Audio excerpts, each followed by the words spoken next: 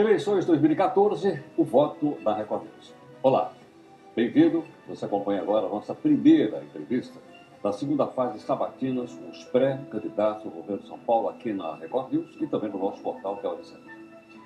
Nós estamos aqui com o jornalista Ricardo Couto, aqui da Record News, e também com o companheiro Marco Antônio Araújo, que é do Bloco do. Hoje a gente vai sabatinar o candidato Márcio França, que é do PSB, o Partido Socialista Brasileiro. Márcio França nasceu em Santos, tem 51 anos, é casado, tem 2 filhos e é formado em Direito. Ele já foi vereador, prefeito de São Vicente e atualmente está no segundo mandato como deputado federal por São Paulo. Ele é filiado ao PSB desde 1988 e é o atual presidente estadual do partido, nosso convidado de hoje.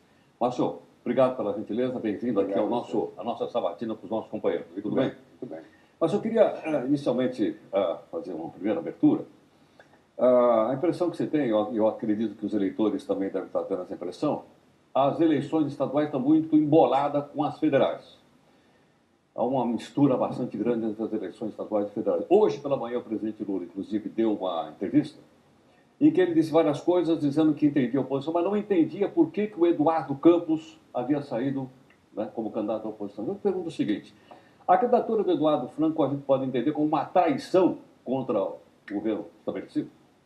Eu acho que não, acho que nem o Lula acha isso, né? Ele está na tarefa dele de defender a presidente Dilma, é correto, foi ele que ajudou a eleger a presidente, e nós também, né? Mas ele sabia e sabe que Eduardo avisou, alertou várias vezes a presidente desde o primeiro ano. Você se recorda, quando a presidente se elegeu, ela se elegeu com uma característica muito forte de ser a gerente. O Lula é muito intuitivo, o craque dos craques, né? O Neymar que nós temos na política. O Lula intuiu que o momento precisava de uma pessoa que não fosse um político tradicional. E pegou uma pessoa com um perfil de gerente e colocou para disputa. Ela ganhou a eleição, mas naquele instante o povo de alguma maneira já meio que respondeu um pouco contrário a esse mundo político, aquela votação da Marina. Aqueles 20 pontos da Marina chamaram a atenção dos marqueteiros, enfim. E aí devem ter dito a presidente Dilma, você precisa incorporar um novo personagem, porque o gerente só não vai bastar. E ela entrou com aquele viés de a faxineira. Ela veio com a história da faxina, limpando a política e tal. E durante o primeiro ano de governo, vocês vão se recordar, talvez não tenha tido no Brasil nenhum presidente com tanto apoio político como teve essa moça. Ela teve apoio praticamente de todo mundo. Chegou uma hora que ela era unanimidade. Apoio político acho que é uma característica do Brasil. Fernando Henrique governou com a maioria, Lula com a maioria. Não. Quando eu falo apoio, não é apoio de deputados, não. Estou dizendo apoio da imprensa, dos meios sociais. Os tucanos, você chegava na rua e falava assim, escuta, você votou em quem? Não, eu votei no Serra, mas olha, a Dilma está me surpreendendo. Ela é diferente do Lula. Ela é assim, está fazendo a faxina, limpou os políticos e tal. Houve um instante que ela criou uma catarse muito positiva. Só que ela se sentiu forte e aí veio a verdadeira Dilma, o personagem da gerente, a faxineira, entrou a personagem mais forte que ela própria uma pessoa de gênio forte, duro e intervencionista. Quer dizer, ela ouve pouco, diferente do Lula, que ouvia muito, né? Ela é uma pessoa mais estudada, enfim, ela se sente na obrigação de ouvir pouco. E qual que é o seu personagem? Se eu tivesse que me associar a um lado ou outro, eu certamente me associaria mais ao Lula. Eu vim da política, sou da política, aprendi a ouvir mais. A gente é talhado nessa curva aí, né? Eu, Eduardo, enfim. Acho que a Dilma, ela não faz por mal, entende? Mas é claro que ela ouve pouco. E ao fazer isso, ela foi criando, estreitando. O Eduardo, ao final do ano retrasado, fez uma reunião conosco do partido e disse: eu vou comunicar à presidente Dilma que eu acho que a condução do país não está indo bem, porque ela não está ouvindo as pessoas. Eu sou governador do Estado, era um governador prestigiado, o nosso partido sempre apoiou a ela, nunca exigimos nenhum tipo de comportamento como outros partidos, em troca de alguma coisa. A gente quer ser ouvido na hora dela mudar as coisas importantes, mudar a energia, mudar os portos, mudar as coisas mais importantes do país sem nem sequer consultar ninguém. E aí foi falar com ela. E ela falou, não, tudo bem, eu vou fazer e tal, mas ela não sabe fazer. Não adianta procurar uma laranjeira esperando o Eduardo resolveu sair candidato a presidente da República? Nesse momento ele começou a falar, presidente, ganhe em 2013, vá bem em 2013, que só inibe uma candidatura nossa, só inibe a senhora ganhar em 2013. Até ficou famosa essa frase, tem que ganhar em 2013. Todo mundo falava que era uma frase enigmática, mas agora eu acho que Quando o Eduardo decidiu, em junho ou julho, que aqui em São Paulo, o diretório de São Paulo insistiu para ele sair do governo, para nós sairmos do governo, entregarmos os cargos a presidente, para sermos leais, a lealdade. Nós não somos inimigos da presidente, pelo contrário, a gente tem muita coisa em comum. Mas a gente acha que ela não está conseguindo conduzir os dados econômicos, os dados do país estão mostrando Pode citar um dado econômico que ela não está conseguindo conduzir, como o PSB acha que ela deveria? Por exemplo, com a presidência do Lula, o Brasil cresceu acima da média da América Latina e do mundo durante 4 anos. Bom, com a presidente Dilma, nós crescemos abaixo dessa média durante 4 anos. É muita coincidência. Quer dizer, faz 4 anos que o Brasil está andando muito devagar. Né? Falar um pouco da eleição aqui em São Paulo, Claro. o senhor é candidato.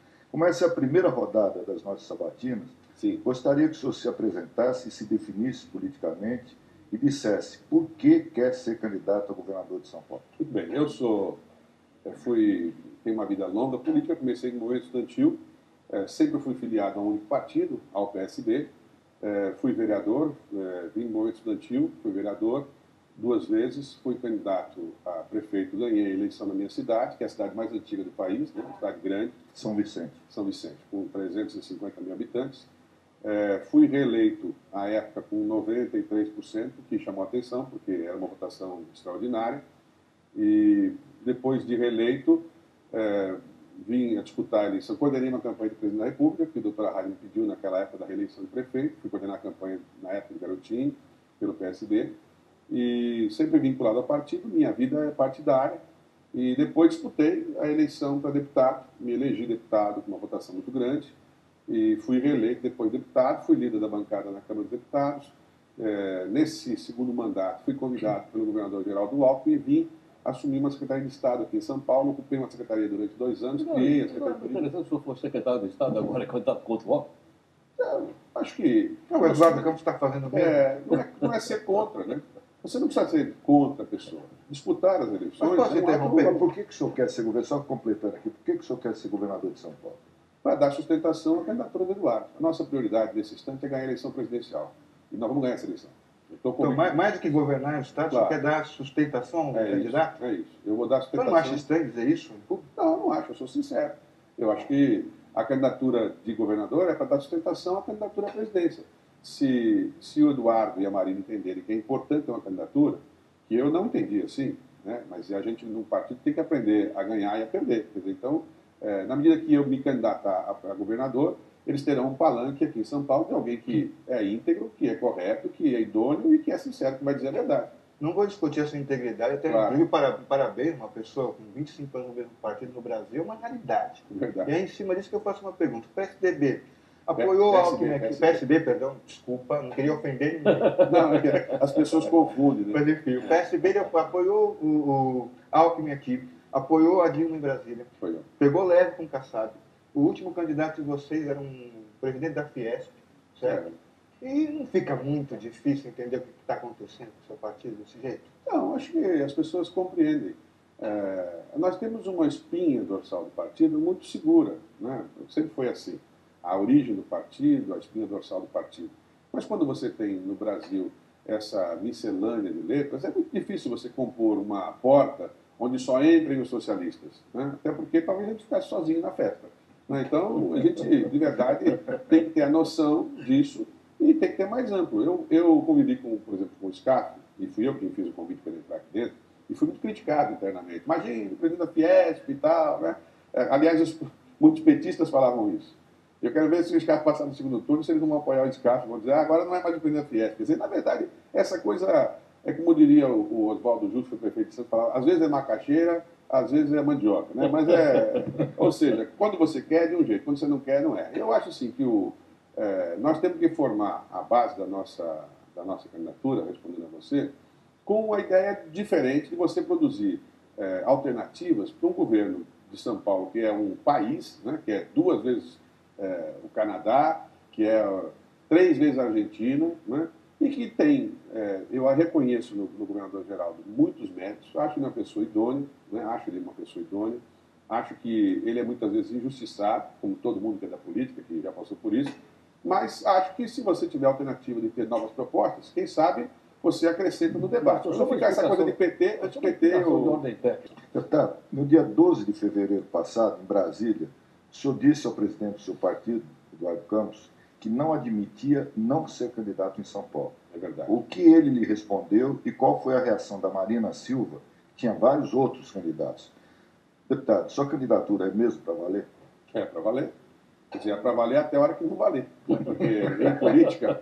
Além da sinceridade, tem o bom humor.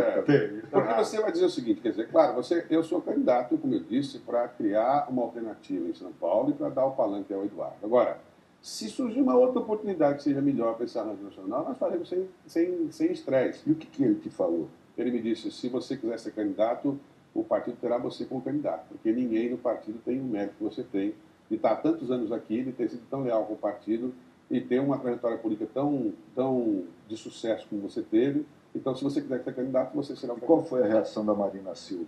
Ele não estava na sala, mas me contou o Eduardo que ela disse, tá bom, se vai ser o França, tudo bem. Tá, mas só para esclarecer bem, que às vezes o telespectador fica um pouco confuso.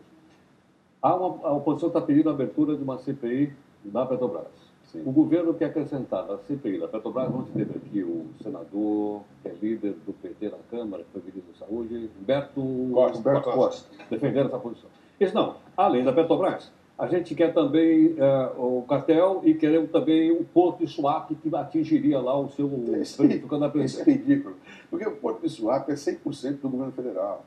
Quer dizer, isso, para quem não entende de administração, tudo bem, mas o Porto é federal. A refinaria Abreu e Lima é federal. Se eles acham que vão atingir o Eduardo com isso, deviam abrir CPI. Agora, sinceramente, chega a ser meio infantil. Não, Por isso CPI essa do coisa fim do mundo, CPI do fim do mundo, eu concordo que é patético. Mas aqui em São Paulo... Mas faz uma CPI para cada um. Mas aqui, em São Paulo, o que o PSB fez para que se apurasse o cartel do trem de metrô? Com vários documentos, com vários indícios, com testemunhos, com reportagens. Estou voltando a te falar. Nós fizemos parte do governo do Alckmin dessa eleição para frente. Não há nenhuma denúncia da eleição dele para frente. O que você está se referindo são denúncias de 12, 15 anos atrás. Eu não citei o nome do governador. Não, você está, é claro, os cartéis só podem ser daqui do governo, né? Não citei o nome do governador, agora é o governo do Estado. Então eu só acredito que não existe corrupção no governo do Estado de São Paulo. Acho que pode, não sei. Se eu acreditar que existe, eu tenho que denunciar. Se eu souber que existe, eu vou denunciar. Tem gente denunciando. Isso eu não concordo com essa denúncia. Tem gente que denuncia. Eu fui muitas vezes denunciado. E eu tinha plena convicção que eu era honesto. Já entendi. Tem gente que acha que o jornalista recebe dinheiro dos outros. Opa, peraí, aí vai dar briga aqui agora. Tem gente, mas não quer dizer que é verdade. Alguns recebem, com certeza. Mas nem sempre é verdade. Nem sempre é verdade. Bem, nós estamos de volta aqui com a nossa sabatina, nós estamos conversando com os principais pré-candidatos ao governo de São Paulo, aqui na Record News, e simultaneamente o nosso portal, que é o R7. Conosco o jornalista Ricardo Cocho, o jornalista Marco Antônio Araújo, né? E nós estamos aqui com o pré-candidato do PSB, Partido Socialista Brasileiro, que é o Márcio França. Cocho. Os maiores problemas de São Paulo hoje são abastecimento de água e segurança pública. Eu pergunto, como chegamos a esse ponto e o que o senhor pretende fazer nestas áreas caso seja eleito? Eu acho que água é um problema que tem muito a ver com a história de algumas situações acumuladas com os anos, mas certamente por falta de conscientização. Vi esses dias que a Sabesp fez um programa de incentivo para que as pessoas gastassem menos. Não sei se vocês acompanharam o resultado. 37% das pessoas, das famílias da Grande São Paulo, ganharam bônus, conseguiram reduzir a sua água. 38% não ganharam bônus, mas reduziram a sua água. 20 e pouco por cento não reduziram. Adivinha quem é?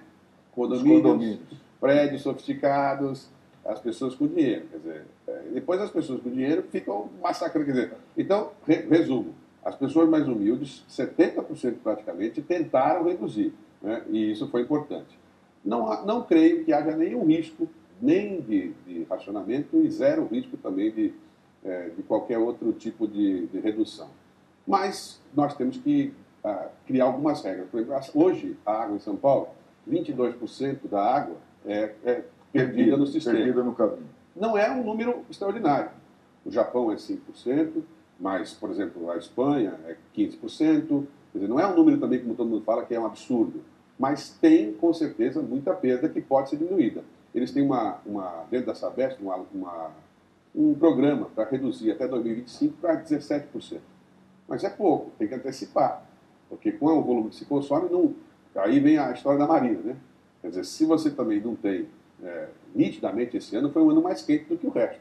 Todo mundo sentiu, em todos os lugares, muita falta de... as pessoas precisando de mais água. E a tendência é que isso vai agravar, porque em outros anos deve ser pior. Então nós vamos ter que buscar alternativas dos dois lados. De um lado, a melhorar o sistema, e do outro lado, a captar e reservar mais água em outros lugares. Com relação à segurança, eu acho que duas coisas são relevantes. Primeiro, eu acho que os policiais militares e civis, nós precisamos fazer um movimento para que eles se sintam mais seguros na profissão que eles têm. Eu acho que a história, o parlamento brasileiro, ao tentar fazer a PEC 300, que foi uma coisa muito importante na vida deles, quer dizer, remunerar um policial com R$ 3.700 Mas essa PEC não foi aprovada, né? Não foi aprovada. Não foi aprovada porque não tem lastro financeiro. Não tem de onde tirar o dinheiro. Os governadores pagariam, claro, se tivesse um lastro financeiro. Agora, se nós tivermos um policial remunerado com esse valor, eles vão deixar de fazer o bico, vão ter um pouco mais de segurança do que estão fazendo. Hoje, de verdade, o policial, quase nenhum deles consegue sobreviver só com o salário. Tem que fazer uma outra função junto. Isso não pode, de verdade, dar muito certo. O que aconteceu? Que a sensação de insegurança aumentou dos tempos para cá. Não são só os números, os salários. É verdade. Você só se sente seguro em São Paulo? A PM de São Paulo é violenta, aproveitando a casa, não? Entendi. A PM de São Paulo é violenta? Seria injusto de falar que eu assisto essa situação. Eu moro em São Vicente, no litoral de São Paulo. É uma sensação diferente daqui. Quando a gente fala São Paulo, a gente tende a generalizar São Paulo como a capital e a grande São Paulo. A São Paulo capital são 8 milhões de eleitores, a grande São Paulo é 3 milhões e meio, o ABC é 1,5 milhão, o litoral é 2 milhões, tudo que eu estou falando em eleitores. E o interior é 17 milhões. Quem mora em Marília, quem mora em Jales, quem mora... tem outro tipo de relação com relação à polícia, segurança, o sujeito vai almoçar em casa, é outro tipo de comportamento, né? Mas em relação às zonas mais densas, como é o caso aqui da capital e das regiões metropolitanas, nós fizemos um programa lá em São Vicente que levou a cidade que era a mais violenta do estado de São Paulo, que era São Vicente, uma das menos violentas, um programa que eu achava simples que podia ser feito em São Paulo, que era o alistamento civil. Nós usamos a Constituição brasileira para convocarmos todos os jovens de 17 e 18 anos da cidade, remunerávamos com salário mínimo, colocávamos os policiais militares e os sargentos a tomar conta desses meninos e duplicamos o tamanho do que tinha de efetivo na rua. Os meninos tinham uma tarefa só de orientação municipal, mas a presença dava uma sensação de segurança. Então, por exemplo, aqui em São Paulo, se aplicado um programa como esse, só nos jovens de 18 anos, seriam 150 mil jovens na rua. 150 mil jovens na rua, para você ter uma ideia, a Polícia Militar de São Paulo hoje tem 130 mil policiais. Você joga numa tacada só 150 mil treinados, vestidos e fardados andando pela rua, a sensação de segurança aumenta. E a lógica do político. É como no segundo turno. Cada voto que eu tiro do adversário, eu ganho 2 votos. Se eu tiro do lado da criminalidade e está do meu lado, eu ganho 2 vezes. O senhor podia ter dado essa ideia do governador Walter, já o senhor foi secretário do governo. Não, eu fui secretário de turismo, né? Claro, ele falou, Márcio, você é um bom sujeito, mas deixa você cuidando de turismo, segurança pública tem outra pessoa para tomar conta. Mas eu espero, né? Uma boa ideia não pode ser aproveitada. Claro que pode ser aproveitado. Eu acho que essa ideia, pelo menos, você colocando em prática, você vai ter. Porque muitos dos meninos, 16, 17 anos, 18 anos, eles não encontram, não veem perspectiva de vida. O sujeito tem 17 anos, mora na periferia, não consegue ter nada. Chega em casa, não dá trabalho para eles. Não dá o trabalho. Aí vai ter. Agora, se você bota disciplina, 4 horas por dia, eles são obrigados a estudar ou fazer um curso técnico. E eu garanto que ao final do curso, a grande maioria arruma um emprego para trabalhar. A empresa pode, você não pode e tal. Gostaria que você começasse dizendo o seguinte: como é que vai ser financiada a sua campanha e a campanha do Eduardo? Vai vir também de empresa privada? De onde vai vir a grana? O que eu falo é o seguinte: uma vez eu vi essa história e é verdade. Se o sujeito é cego e está dançando música e acaba a luz, ele é um dos poucos que não vai se preocupar com o problema, né? Porque se o sujeito é cego, apagou a luz, ele vai continuar dançando. No nosso caso, como nunca teve dinheiro, então para nós se vai ser público, privado, o dinheiro que a gente faz na campanha é muito pequeno em relação aos outros partidos grandes, né? A gente vive muito, eu sou tesoureiro nacional do partido.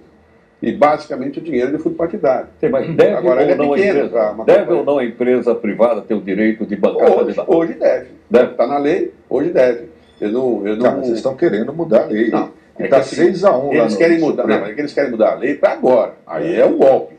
Se mudar a lei para agora, aí é um golpe. Mas eles pedem contra ou a favor? Não, eu sou a favor do financiamento público num sistema absolutamente público e a contribuição seja só individual de pessoas físicas. Isso é o que eu sou a favor. Agora, para um outro momento, se você mudar agora, evidentemente você vai facilitar quem está no governo, né? Então é mais fácil entregar a chave para o presidente Dilma. Por que vai facilitar quem está no governo? Claro, porque o governo, nessa hora, já arrecadou. Eu não preciso ser bidu para olhar, se qualquer um que for olhar a conta do PT nesse instante vai saber que já caiu de contribuição lá dentro, é claro. Porque quem tem o governo na mão consegue fazer as empresas anteciparem a contribuição. Agora, a gente não consegue fazer essa contribuição antecipada, né? Então, as poucas pessoas que vão contribuir do dia que você for registrado em diante. Se você fizer isso agora, você vai, na verdade, desequilibrar a eleição. O pouco que tem de equilíbrio, né? Porque já basta você ter um tempinho assim, os outros têm um tempão assim. Mas, tudo bem, essa é a regra do jogo. Por isso que a regra constitucional é o seguinte, não pode mudar nada no ano da eleição. Se mudar agora, é golpe. Não pode mudar, muda para a próxima. Aí todo mundo vai se adaptar para a próxima. O Marco Aurélio Mello, presidente do Tribunal Superior Eleitoral, disse que se passar no Supremo, entra em vigor para esse ano. E só não entrou porque o Gilmar Mendes pediu vistas, levou o processo para casa e agora ninguém sabe quando volta. Então, o Marco Aurélio Mendes, por isso que essas cortes são múltiplas. Se dependesse de um só, né? Cada maluquice que já falaram, né? Quer dizer, as cortes são múltiplas por causa disso. Quer dizer, tem que ter o bom senso. Você mudar o processo eleitoral no meio do processo eleitoral é como se eu estivesse num jogo de futebol e quando está no 42 do segundo tempo, você fala agora é o seguinte, marca gol para lá. O que você marcou até agora foi contra. Aí não dá. É um jogo errado esse aí. O Estado de São Paulo continua formando muito mal seus estudantes. Saem sendo alfabetizados ou analfabetos funcionais. Apesar de investimentos, apesar de continuidades, mesmo federal, estadual. Primeiro, eu queria ouvir do senhor a análise desse quadro, que, na minha opinião, acho que do senso comum é trágico, e o que é possível fazer, além de aumentar o salário do professor. Porque aí só vai aumentar o salário do policial, do professor, aí vai ser difícil. Vou mesmo. Eu acho que o professor também é super mal. Eu também acho. O professor tem que ganhar igual médico. É o mínimo que tem que ganhar. Quanto que é o maior salário de médico? Que é o que tem que ganhar o professor. Agora, independente do salário, você tem que ter alguns equipamentos que hoje não tem. Por exemplo, as escolas públicas têm que ter lousa digital. Eu tenho uma escola privada, eu não, minha mulher, né? Eu sei a diferença que dá um aluno assistir uma aula na escola na lousa digital e na lousa sem ser digital. É 70% na avaliação. Se você fizer um teste antes e depois da prova, é 70% de diferença. Então não é possível que São Paulo não possa ter. Acho que tem que ter. Acho que deve ter. Acho que nós temos que ter escolas de ensino integral. Todo mundo que fez exame, que fez a ampliação do ensino integral, não sei se você sabe, mas em Pernambuco tem mais escola de ensino integral do que todo o Nordeste junto. São Paulo, Rio e Minas juntos não tem Pernambuco de ensino integral. Você é candidato a governador de São Paulo ou de Pernambuco? Não, sou candidato a governador. Mas eu não deixo de ressaltar os méritos de Pernambuco, porque foi Pernambuco quem avançou nessa área. Agora, acho que o governo de São Paulo, claro, é uma rede muito maior, tem muito mais dificuldades, mas acho que nós temos que avançar bastante e acho que uma das coisas é ampliar. Hoje tem 160 escolas em São Paulo de ensino integral. Tem que ter 2.000, tem que ter 3.000, tem que avançar primeiro no ensino médio e depois no ensino regular. Acho que tem, no ensino fundamental. Mas, senhor, assim como acontece com o Eduardo Campos no plano federal, caso seja confirmado seu nome, o senhor será candidato de oposição a um governo, o de Geraldo Alckmin, ao qual pertenceu até outro dia como secretário de Turismo. Já tocamos nesse assunto. Eu pergunto, o que o senhor dirá ao eleitor para explicar essa aparente contradição? No seu discurso, qual seria a principal diferença para São Paulo entre um governo do PSB e o governo dos tucanos, que estão aí há 20 anos? Seria muito diferente. Primeiro porque, claro, eles têm um tipo de perfil, o governador tem muitos méritos. Eu conheço poucos homens públicos da integridade do Geraldo Alckmin, e com a vontade. Ele é uma das poucas pessoas que eu conheço que depois de 16 anos, ele continua com a mesma ímpeto como se fosse o primeiro dia de governo. É impressionante. Mas acho que nós somos diferentes, nós temos perfil diferente, a nossa modelagem de governo é diferente, é mais para a esquerda. Acho que a gente faria composições diferentes, acho que a gente poderia ter mais uma novidade em várias áreas, que a máquina, depois de muitos anos, ela vai criando alguns problemas. É natural, como o PT está criando nacionalmente, você vai ampliando coligações, juntando pessoas, e vai amarrando um pouco essa máquina. Bom, Márcio, assim como os outros pré-candidatos, também vamos conceder assim, um minuto final, né, para todos eles que vão estar aqui. Queríamos começar com você, que você tem um minuto final, então, para conversar com os seus eleitores. Olha, eu quero... Sem ser interrompido. Sim. Eu quero primeiro agradecer muito a vocês pela oportunidade, não é? Quer dizer, enaltecer a iniciativa de vocês de estarem iniciando esse processo em São Paulo e no Brasil, porque é uma iniciativa pioneira de vocês aqui. O Brasil ainda está muito ligado em Copa do Mundo, esse ano é um ano curto, né? Um ano que não existiu, Porque Carnaval, Copa do Mundo e eleição vai ser um ano muito rápido, e as pessoas estão muito ligadas nisso, não querem saber muito de política. Mas é claro, vamos ter uma eleição super importante, a eleição é muito puxada pela eleição presidencial, ela que vai dar o tom de todas as coisas, e eu tenho certeza que aqui em São Paulo, a nossa candidatura vai representar com bastante dignidade esse esforço que a Marina e o Eduardo fizeram de lançar uma alternativa ao tradicional na política, que é PT e PSDB. Bom, Márcio, muito obrigado em nome aqui do Departamento de Jornalismo da Record News e do nosso portal, etc. Muito obrigado. Obrigado a vocês. Bom, você vai acompanhar aqui uma série de outras sabatinas semelhantes a essa, com a participação do Couto, a participação também do Marco Antônio Araújo, né? Amanhã o nosso convidado aqui é o candidato do DEM não, do PSD, que ele mudou de partido. É o ex-prefeito de São Paulo, Gilberto Kassab, que, né, vai estar aqui conosco, conversando, trocando ideias e também falando do seu programa de governo, já vista que ele também é pré-candidato ao governo de São Paulo. Portanto, amanhã às 4 da tarde, todos nós aqui estaremos de volta. Até mais, obrigado pela sua audiência.